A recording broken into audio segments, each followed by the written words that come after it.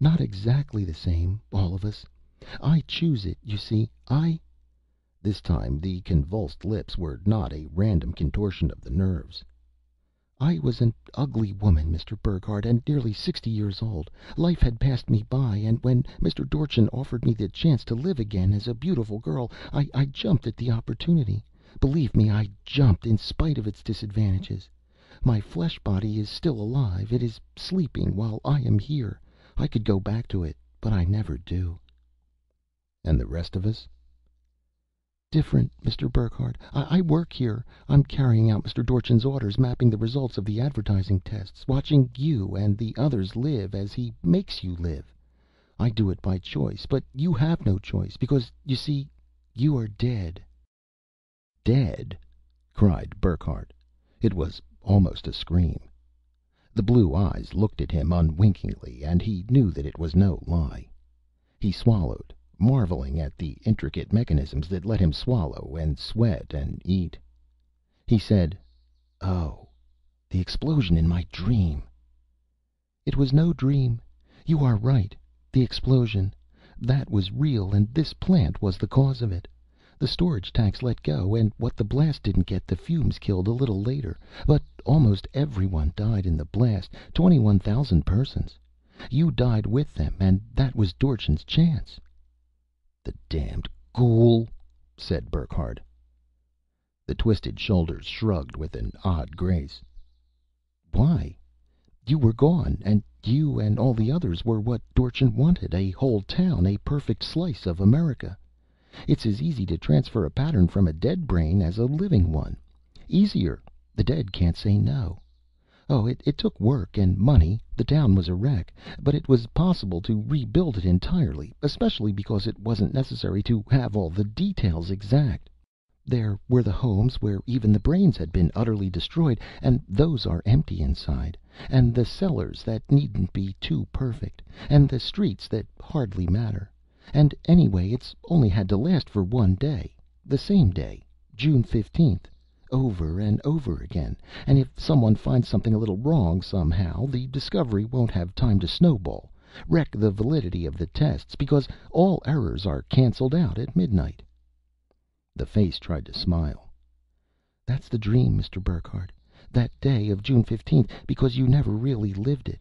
It's a present from Mr. Dorchin, a dream that he gives you and then takes back at the end of the day, when he has all his figures on how many of you responded to what variation of which appeal, and the maintenance crews go down the tunnel to go through the whole city, washing out the new dream with their little electronic drains, and then the dream starts all over again on June 15th. Always June 15th, because June 14th is the last day any of you can remember alive. Sometimes the crews miss someone, as they missed you because you were under your boat, but it doesn't matter. The ones who are missed give themselves away if they show it, and if they don't, it doesn't affect the test. But they don't drain us, the ones of us who work for Dorchin. We sleep when the power is turned off, just as you do. When we wake up, though, we remember." The face contorted wildly. "If I could only forget." Burckhardt said unbelievingly, "All this to sell merchandise? It must have cost millions." The robot called April Horn said, "It did, but it has made millions for Dorchin, too. And that's not the end of it. Once he finds the master words that make people act, do you suppose he will stop with that? Do you suppose—" The door opened, interrupting her.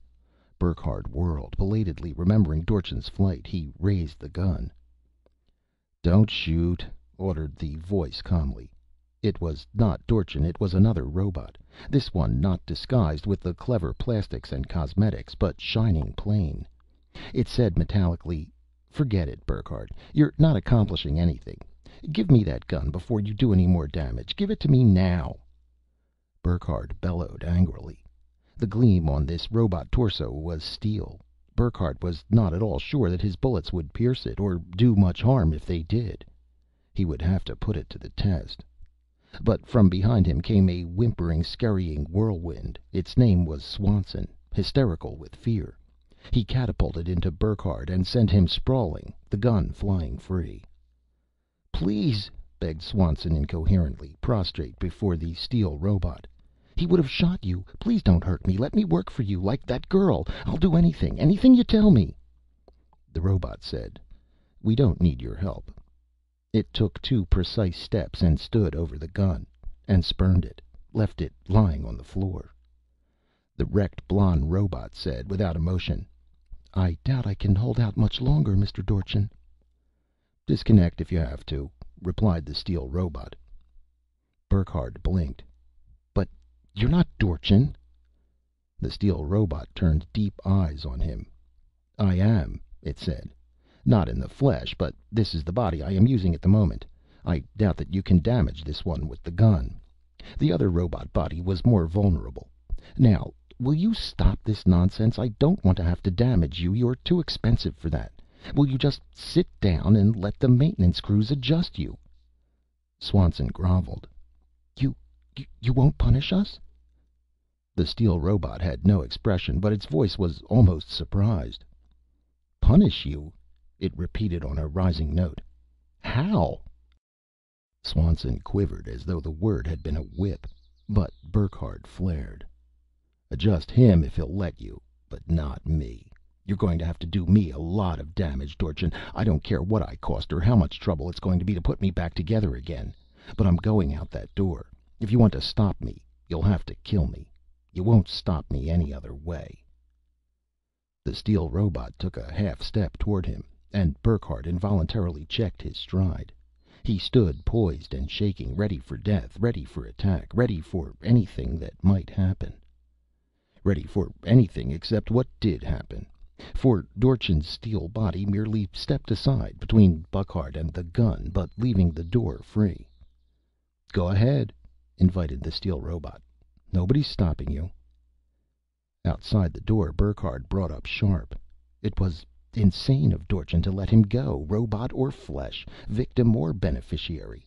There was nothing to stop him from going to the FBI or whatever law he could find away from Dorchin's synthetic empire, and telling his story. Surely the corporations who paid Dorchin for test results had no notion of the ghoul's technique he used. Dorchin would have to keep it from them, for the breath of publicity would put a stop to it. Walking out meant death, perhaps, but at that moment in his pseudo-life death was no terror for Burckhardt. There was no one in the corridor.